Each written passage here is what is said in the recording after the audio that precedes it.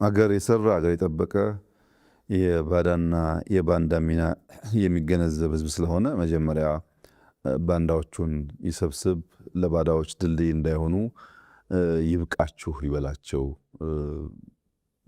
ማለት እወዳለሁ። ባንዳዎች ብዙ ጊዜ በታሪካችን የከፋ ቁስል ስብራት ጥለውብናል። እነዚያን በቃችሁ ብሎ መምከር፣ መገሰጽ፣ መመለስ ይጠበቅበታል። ለባዳዎች ድልድይ ሆነው ጥፋት እንዳያመጡ የበኩሉ ሚና እንዲጫወት አደራ ማለት እፈልጋለሁ። ከዚያ በተጨማሪ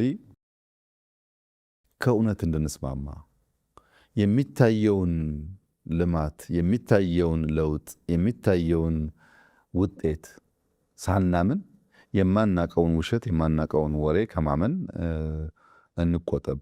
ከምናየው አይበልጥም የምንሰማውና የምናየውን በሚያጸና በሚያሳድግ መንገድ መሄድ ይመረጣል። ከፈጠራ ወሬ መሰብሰብ ያስፈልጋል። ፈጠራ ወሬ የሚከፋፍል ነው። ፈጠራ ወሬ የሚያዳክም ነው፣ ጉልበት የሚበላ ነው እና ለወሬ ቦታ ሳንሰጥ ታሪካችንን በእውነት ዛሬንም በእውነት ነገንም በእውነት ለመስራት ጥረት የምናደርግ ብንሆን በከንቱ ውዳሴ ለሚሸነግሉ አንደኛ አማራ ነኝ፣ አንደኛ ኦሮሞ ነኝ፣ ካለኔ አማራ፣ ካለኔ ኦሮሞ፣ ካለኔ ጥቅም የሚሉ ሰዎች በተጨባጭ ስራ የማያውቁ፣ ተቋም የማያውቁ፣ ኃላፊነት የማያውቁ እንዲሁ ዝም ብሎ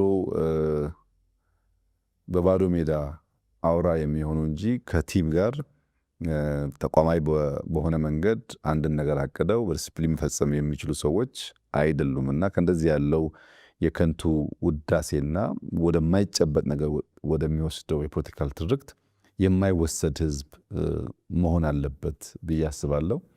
ትናንትና አክሱምን ስንገነባ፣ ፋሲልን ስንገነባ፣ ላሊበላን ስንገነባ፣ ኢትዮጵያን በአዲስ መንገድ ስናንጽ ምንም ጥርጥር የለውም ተደምረን ያደረግነው።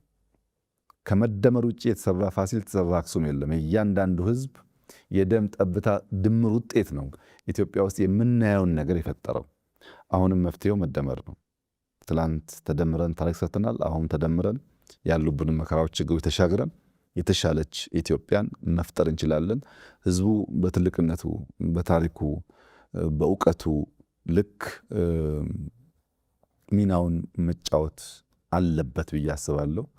ምክንያቱም የአጥር መፍረስ ለጅብ ነው የሚመቸው።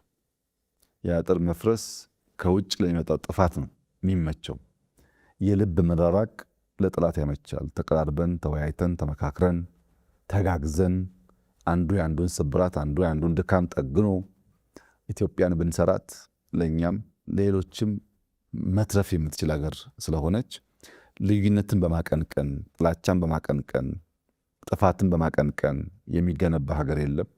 ልክ እንደተለመደው ባህላችን ጥፋት ካለ ሽምግልና፣ በእርቅ፣ በካሳ ተሻግረን አዲስ የጋራ ማንነት ለመስራት አሁን ያለውን ዘመን በሚዋጅ የእሳቤ ልክ እንድንመላለስ፣ አብረን እንድንቆም፣ እንድንበረታ አደራ ላለው ምንም ጥርጥር የለውም። የአማራ ህዝብ አሁን ያሉበትን ችግሮች ተሻግሮ የለማች የበለጸገች ለብዙዎች የምትተርፍ ክልል፣ ለብዙዎች የምትተርፍ ሀገር፣ ለብዙዎች የምትተርፍ አፍሪካን በመፍጠር ውስጥ ከፍተኛ ሚና እንደሚጫወት ሙሉ እምነት አለኝ። ይህም እንዲሆንለት ምኞቴ ከፍ ያለ ነው።